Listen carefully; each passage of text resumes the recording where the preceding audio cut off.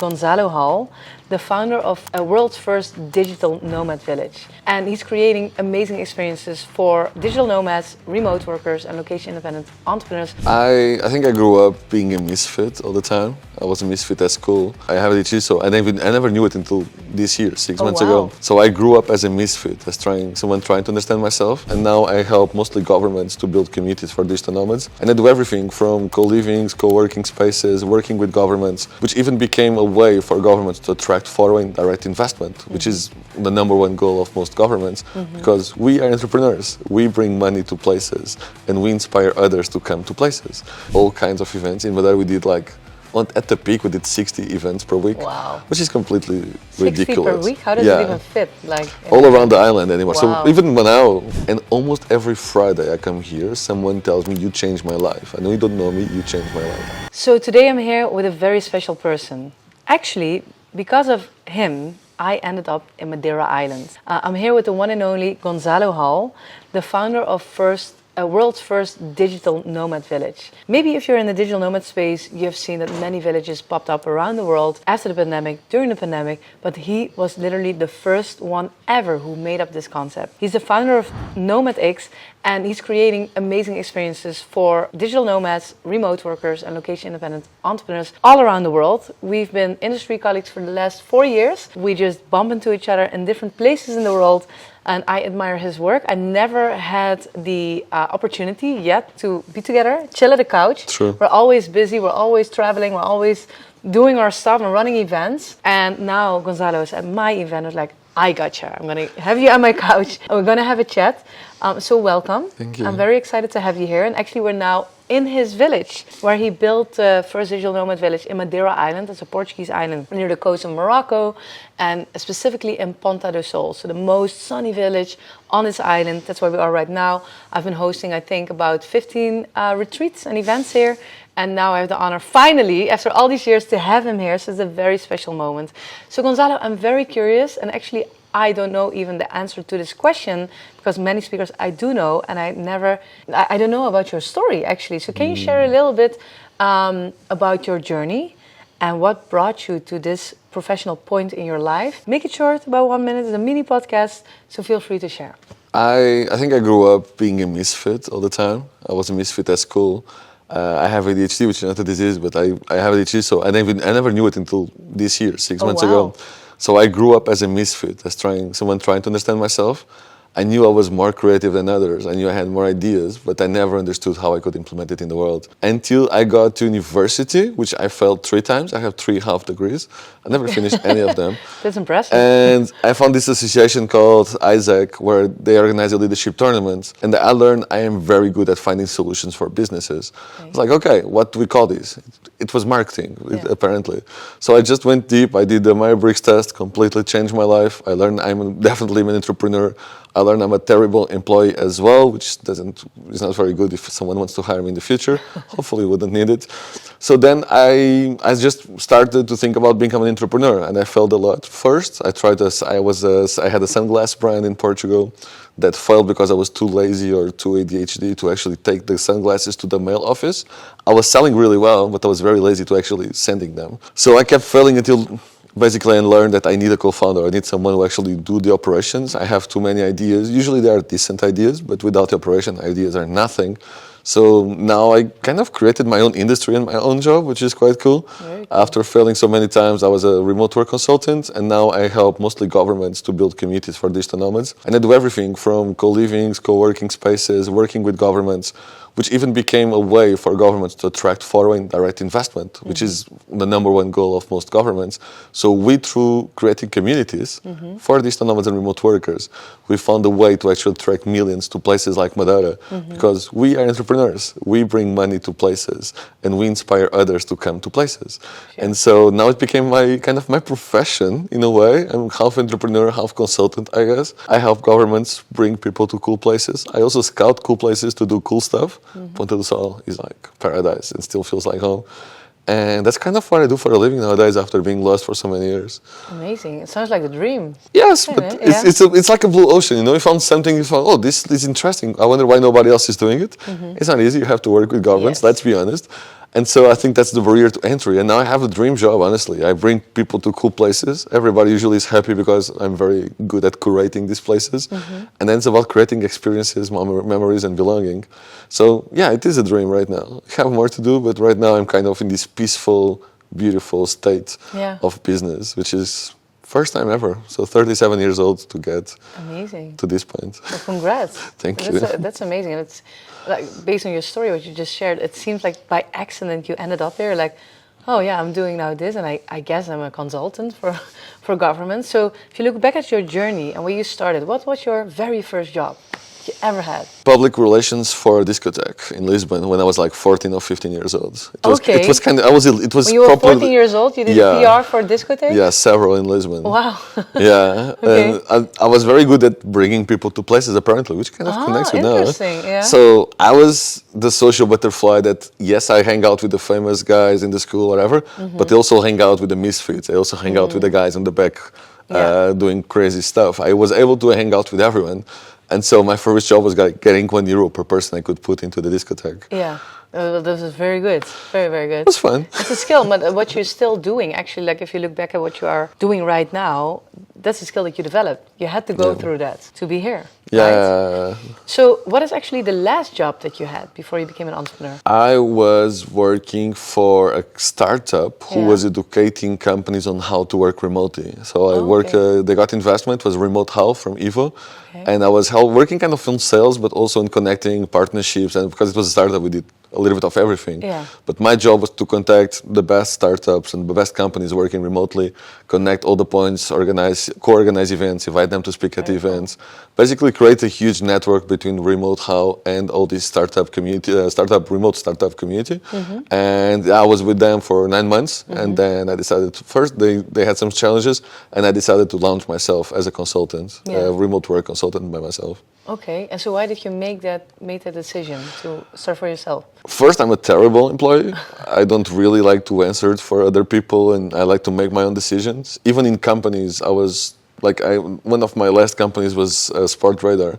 Huge, imagine it's the Google of sport data. And my job was nothing to do with HR, but I designed a whole onboarding process for them because I really get frustrated when things are not right. And so I keep doing this everywhere, and some founders and some startups seem not to like it. And so that's it. I'm not very good receiving orders. I'm much better as a visionary. If I'm working for a startup that has a big vision, I'm able to add to the vision. Yeah. But I'm terrible at actually doing the things. Yeah. So it's better to have a big vision, partner with people that actually do the things for me, because I'm terrible at that. I can help you with 10x your vision. I cannot help you to actually do the work to 10x your vision. Yeah, but you need to stay in that zone of genius. I think that's very important, right? Yeah. Like that's what you're good at. Yes. You've been practicing all over the years. So looking back at like shifting from your last job to becoming an entrepreneur, and you say you started consulting actually pretty fast. So you directly had clients? No, I built my brand first as a remote work consultant, 2-3 months. Yeah. And then I organized a remote work conference in Lisbon, 2019. Oh, wow. Okay. Which brought me clients. Yeah. This was like October, November 2019.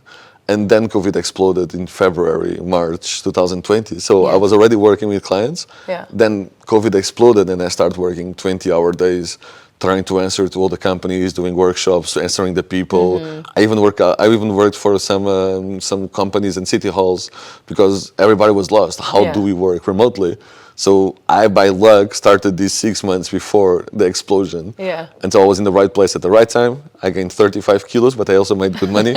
And it was crazy times, but I'm very happy of how it went because big part of the peace I have now and how I became this, whatever is this, was a lot of this time of working 20 hours a day during COVID to help all these companies, city halls, even people to actually survive remote work during the pandemic. Yeah, I can remember that when I came here in Madeira, when you were building the village, actually I came already a year before in Madeira. There was no digital nomad stuff yet.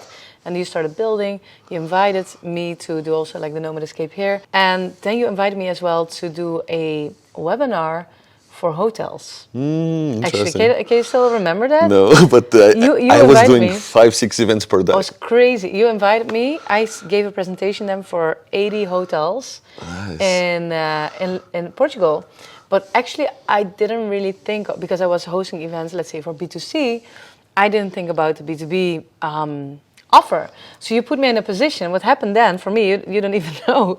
I gave a presentation for 80 hotels and the government about remote work tourism and how to attract people to your accommodation. So I did that, and I got overflooded also with requests. Nice. But I had I totally had no idea how to deal with the hotels because I had no product or service for. So like, okay, and then I made up like kind of like a remote work friendly checklist for hotels.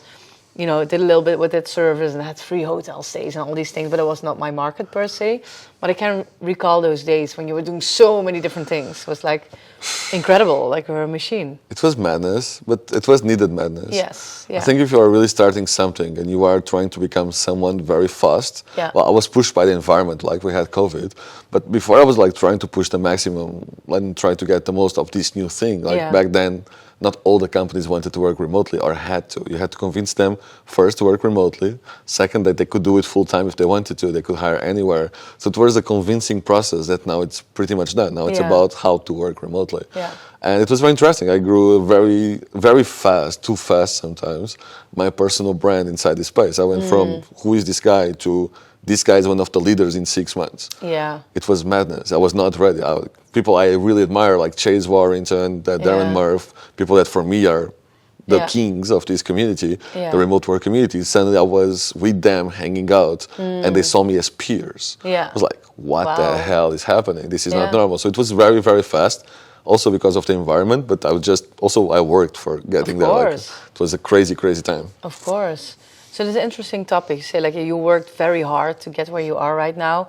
You're all about remote work and community, right? So if anyone who's listening or watching says like, I want to get into the space of remote work and community, what are 3 core tips you can give to them? I think community, I like much more community. I think remote work is like the umbrella of everything I do. Digital Nomad things about community. The communities I build are about remote work. It's like the umbrella is remote work, but then we have different subsections, one of them being communities. I think if you want to start a community, it's really about what is the social glue, what connects these people. And it needs to be as specific and as small, as niche as possible. So for me, digital nomads that care about communities. So I always joke around, and well, I don't work for the government of Madeira now, so I can say it. I will say that people that come to Ponta do Sol are special because you are coming to a village in the middle of the Atlantic without the Thai restaurant that you love, without the avocado toast that you love. So we built this community also with some filters that make that everybody that came here already care more about community than the convenience of living in a city. So if you imagine that for your community, whatever that is, you need to make it very specific, have some safeguards, so that the people that arrive there, they are already the right people. You don't have to choose them anymore because there was all these processes. Once you have the right people, it's about connecting them. For me, it's about events, all kinds of events. In Madeira, we did at the peak, we did 60 events per week, which is completely 60 ridiculous. per week? How does it even fit? All around the island anymore. So even now, I was just checking the agenda in Ponta do Sol, and we have 20 this week. So from community lunches, Purple Friday that we still run here in Madeira, it's still the craziest event of the week, to workshops and everything in between. We did a marketing meetup that you attended once. I was just organizing events to connect sub-tribes outside the tribe, right? But then what happens is that you have to create this feeling of belonging. And the more you connect the right people, the more they feel they belong. So if I love CrossFit and you love CrossFit and we go to a CrossFit workout at sunset at the beach and then we go swim together, it's like, we created belonging. It's already, we are the same tribe. And we can belong to different tribes. We should do CrossFit and swim. Actually, I started a thing here called Sweat and Swim. Oh, nice. So it was like CrossFit at the beach with the rocks, and then we all went to swim on sunset. And I always said to everyone, if you want to meet me, because I was always running around Madeira, if you want to meet me, 6 at the ocean. That's where I meet people. Amazing. And so you see people just joining the swimming part just to meet me and talk with me. Like, that's how I am. For 6 to 7, I'm always at the ocean. So it became my meeting room as well. Okay, very cool. It's the best meeting room ever. I mean, it also, like, if you really want to talk about trash, you would not go. So it's really good. It's also a filter. You really need to want to meet me to go to the ocean at 7 p.m. That's a very good filter. Very well done.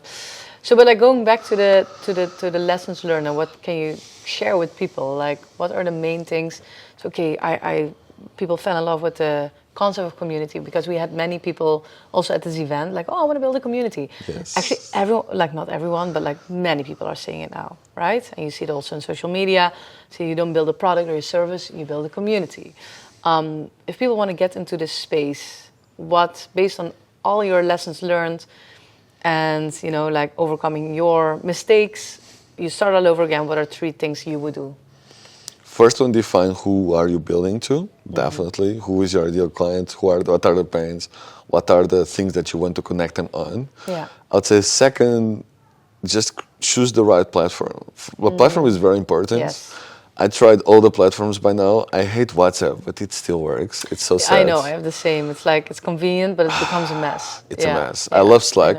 I love organization. I think with the size we have in Madeira, we have like 6,000 people on Slack. It has to be Slack. You cannot have 6,000 people. Yeah. So what I really like right now is WhatsApp/Slack with NAS.io as a back end, because you can front end more, right? No, back end because it's the courses. You can do the courses. You can do the challenges. Yeah. But then what that serves the community, but that doesn't create the community. The community is the conversations that happen. Yeah. It's the events. Yeah. But then, by the way, we have a 21-day challenge to get fit. We have a 20-day challenge to start your business. Like that. All that you can do at NAS.io platform. So it's very, they understood that people will not leave WhatsApp. Yeah. People are not leaving Slack. Yeah. But they want a place to build their courses, to do their things without that platform. But choose the platform, send people there, and honestly, events.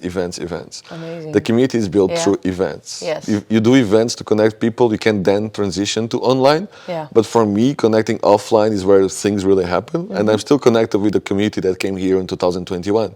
They are still my friends. Some of them, I never saw them since then, and they are still my friends. We still have a group together. We still talk pretty much every month. Wow. And this came from 2021 because we met offline and then we connected online.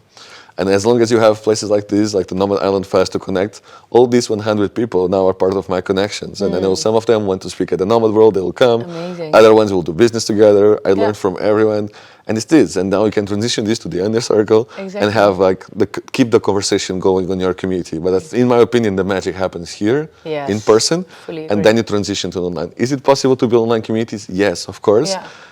I don't think they're as magical and as impactful, but there are many cases of people that build like Hannah Dixon, incredible online community based on education. So she was helping them doing a transformation, and now she's doing Iran. Now she's doing meetups like she did here. The vacation also works, but honestly, the easiest way is to organize a physical event and then transition to online. That's the low-hanging fruit. It's true. Well, actually, that's something that I've done. You know, I had more physical events, and then actually last year I really realized like I miss the online component, because we did have like on Discord or on Slack I had for a while free communities, but it was really hard to run the engagement, the level of the people, and it depends what your topic is about, right? Like it's just random, let's say digital nomads, they meet in Madeira and they want to go for events together and meet each other, or there's people who really want to build a business, who want to support each other, and I want to focus on that. And actually, like I found out, like I don't have, like let's say from the marketing perspective, in my value ladder, I didn't have a good entry point. I still don't have a very low ticket offer. It starts from 700 euros, which is already like, for some people, you know, like a higher ticket, let's say. But it does filter out people that don't want to commit. Yeah, right? exactly. Because it's mostly for the people here. It is affordable, 700 euros, and it's like, okay, are you in or not? And with that money, I'm able to serve also more. I can hire people, I can do things, you know, and that is like, yeah, but like the chicken and the egg story in communities, I think, like, you know, you want to serve the community and help, but the other side, you need money. So to run it properly without burning out yourself, I mean, all community managers, many of them that I've met burn out. It's a very common thing in the industry. You give everything. People don't see that, but it's you're 24/7 on. Yes. Your phone is going. People have literally no mercy. I'm arriving on Madeira Island. Where can I rent a car? Where are my friends?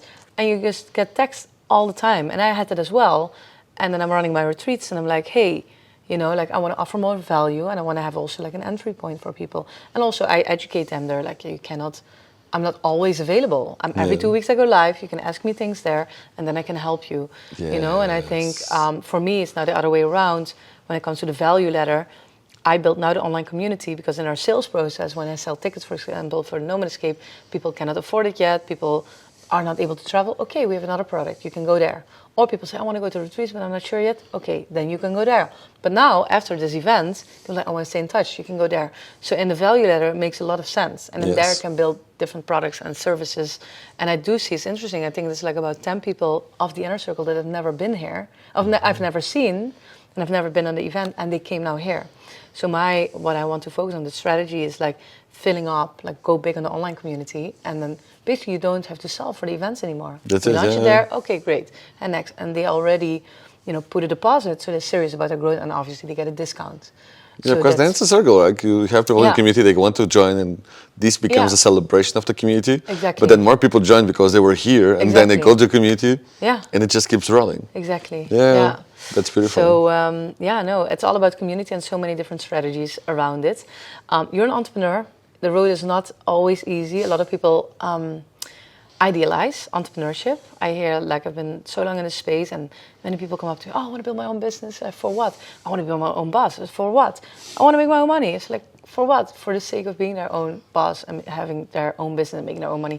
But it's not easy, because at the end of the month, you don't get your money in like that if you didn't sell yourself, right? It doesn't go like that. So also for you, you have also tough periods. You also was dealing with a burnout, I know, and you've been in a community space, traveling like crazy. Governments are not easy to work with. You need a lot of patience. I don't go that route. So a lot of respect. So if you look at on the difficult periods, what was one, let's say, motivational quote or thought that always kept you going? When I was in the Purple Friday, in this exactly where we are right now, Yeah. we had one of the best Portuguese DJs here, Pete the Zouk. One of the people I saw growing up, and it was like the god of Portuguese, and even globally, he was top 50 DJ in the world. He played in Miami, etc. Yeah. And somebody came to me and said, I'm not sure if it was Federico, it was someone like that came in the first year. Yeah. I said, do you see what you built? Are you grateful for this? Because Yeah. look around. These people are here because of you. Yeah. And almost every Friday I come here, someone tells me, you changed my life. I know you don't know me, you changed my life. I was like, fuck.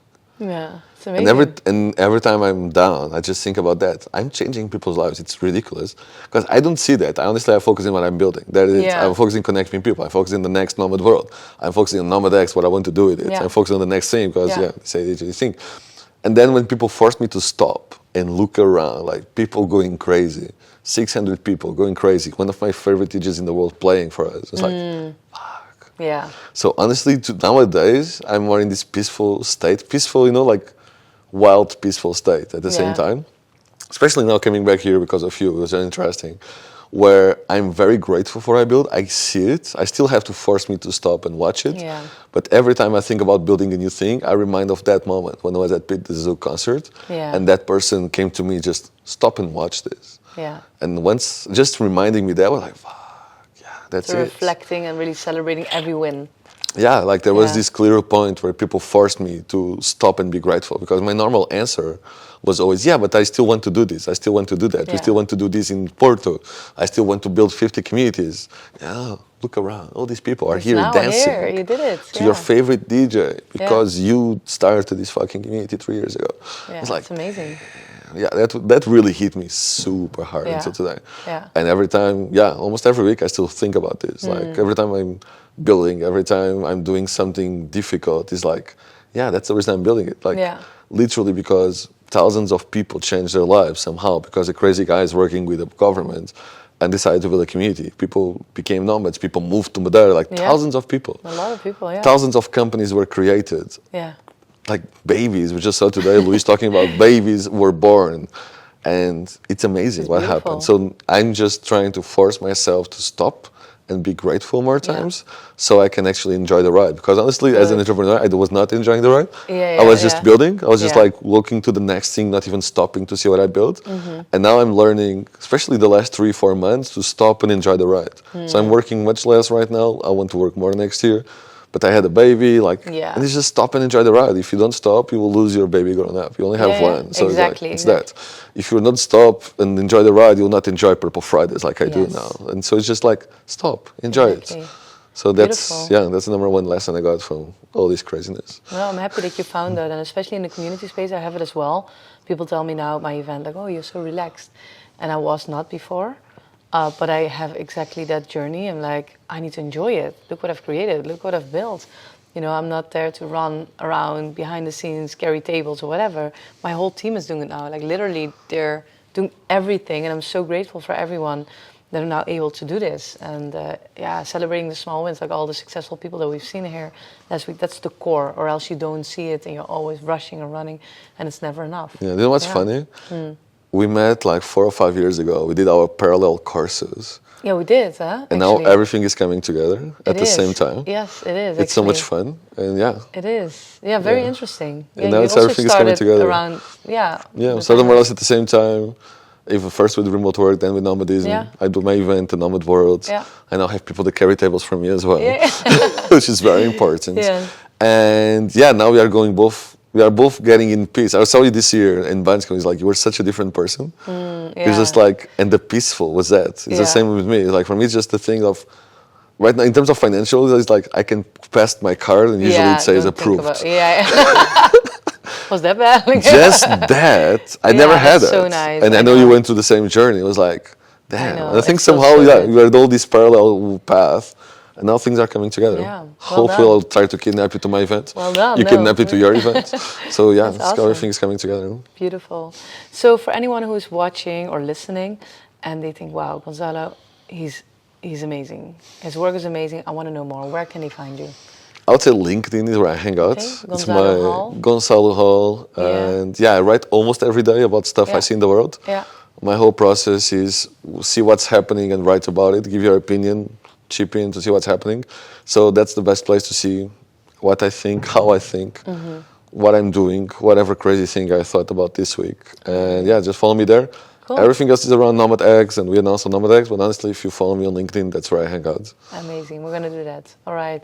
Gonzalo, thank you so much for your time. And guys, follow the guy. He's really awesome. All right, I'm going to give you a hug. Thank you so much. Thank you. Thank you. Thank you.